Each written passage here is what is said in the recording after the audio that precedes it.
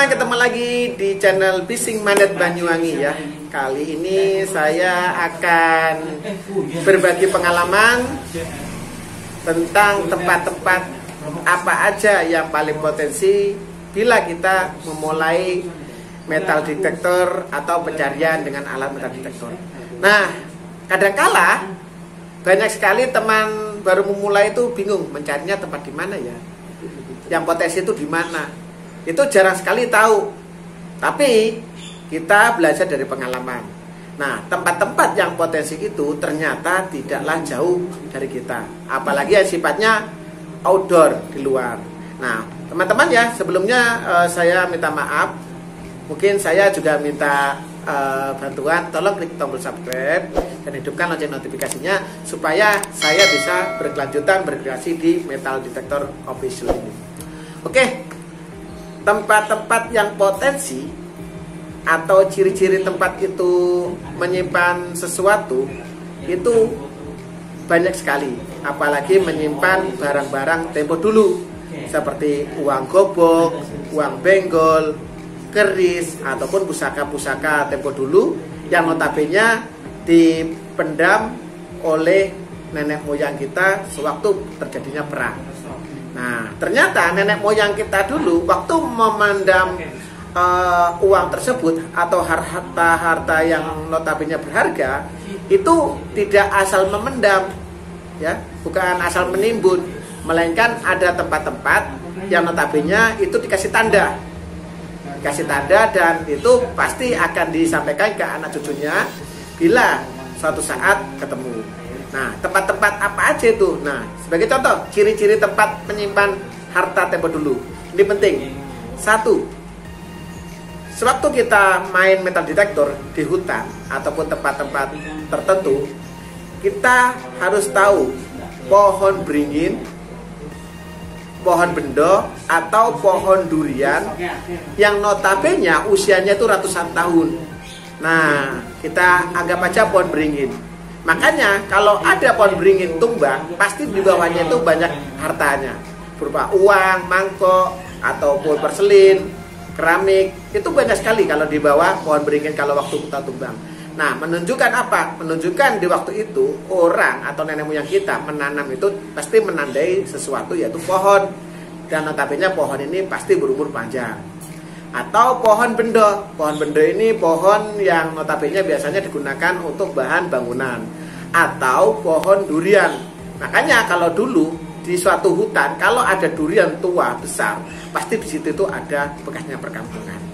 Nah, itu ya. Jadi biasanya ditandai dengan pohon-pohon besar yang notabene pohon ini digunakan oleh nenek moyang kita untuk membuat bangunan. Oke, itu yang pertama. Kedua, lingkungan sudut sungai.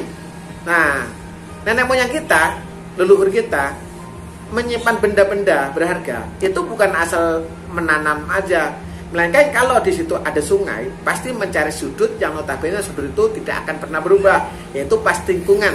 Apa ya pas lingkungan ya? Jadi ada sudut L atau P, maka di ujung P itu atau sudut itu ditanami atau ditimbun harta-harta yang memang berharga. Itu sebagai acuan bila nanti ketemu keturunannya disampaikan bahwa di ujung sungai itu, sudut sungai itu ada harta yang notabene peninggalan dari nenek moyang, ya. Yang ketiga, bukit kecil. Nah, kalau di tempat kami bukit kecil itu sebutannya itu gumuk atau gunung ya, gunung yang kecil. Mungkin bahasanya lebih cenderung kita ambil bukit aja. Nah, di setiap bukit yang ada di Pulau Jawa itu ada. Tapi kita nggak tahu posisinya sebelah mana. Ternyata setiap bukit itu kalau kita tahu arahnya, kita pasti mendapatkan. Nah, ini saya bocorkan.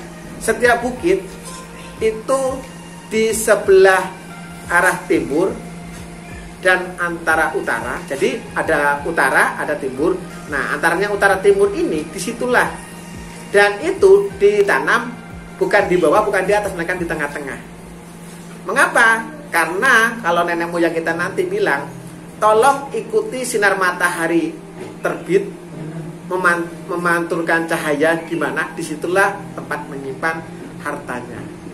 Nah, makanya bukan di arah timur persis, melainkan antara timur dan utara, karena sinar matahari itu boncrong ya kalau sebutannya ya. Nah, kami mendapatkan banyak sekali di setiap bukit, pasti arahnya seperti itu. Kalau kita mencari di atas bukit, tidak akan dapat. Di bawahnya bukit juga nggak akan dapat. Makanya ketemunya antara utara sama timur. Nah, itu ya. Jadi untuk sekarang carilah bukit. Oke.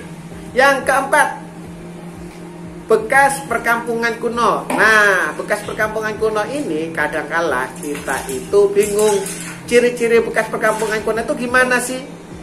Berdasarkan kami metal detektor yang sering melakukan hunting, kami mengamati bentuk tanah, dan di tanah itu banyaknya pecahan gerabah, pecahan porselin, ataupun barang-barang yang notabene tempo dulu seperti uang gobok ya. Uang gobok yang berjajaran. Nah, di situ berarti ada bekas perkampungan kuno yang mungkin hancur akibat perang atau akibat gangguan alam, misalnya gunung meletus ataupun kebakaran. Di situ pasti ada. Nah, jadi kami amati setiap jalan, oh ternyata ada pecahan porselin atau pecahan gerabah, bahwa di situ itu ada bekasnya. Kemungkinan besar ya. Dan selain itu, di situ juga ada namanya kuburan, makam kuno.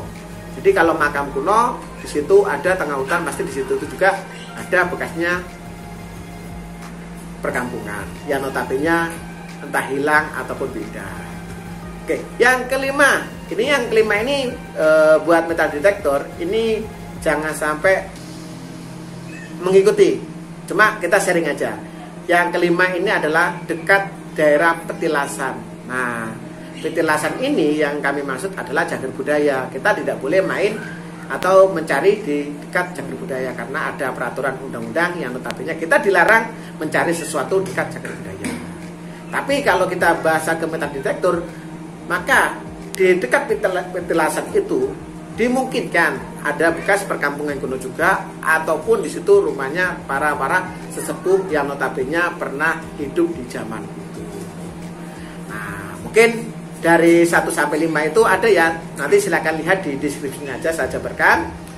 Dan mungkin teman-teman terutama metal detektor, supaya waktu outdoor itu niatkan tujuannya untuk main-main ya.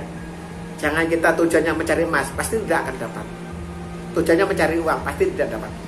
Nanti bilang aja, kalau kami pribadi ya bilangnya main-main ke kebun Mbah Buyut atau nenek. Kalaupun kita nanti dapat ya kita rezeki. Nah, itu untuk pemula terutama ya. Tapi kalau kita yang sudah profesional ya lain lagi. Oke teman-teman ya, terima kasih kali ini untuk berbagi pengalaman, berbagi share tentang metal detektor official, dimana pengalaman ini bisa teman-teman terapkan dimanapun tempatnya. Kalau bisa juga teman-teman yang jauh dari yang saya sampaikan tadi, misalnya Mas rumah saya dekat pantai, silakan hunting di tepi pantai. Yang notabene di situ pasti setiap sorenya banyak orang, pasti ada harta tertentu yang jatuh. Oke, sekian, terima kasih dari saya kurang lebihnya. Mungkin kalau ada kata-kata yang salah saya minta maaf, dan jangan lupa klik tombol subscribe, like, and comment supaya kami selalu berkreasi.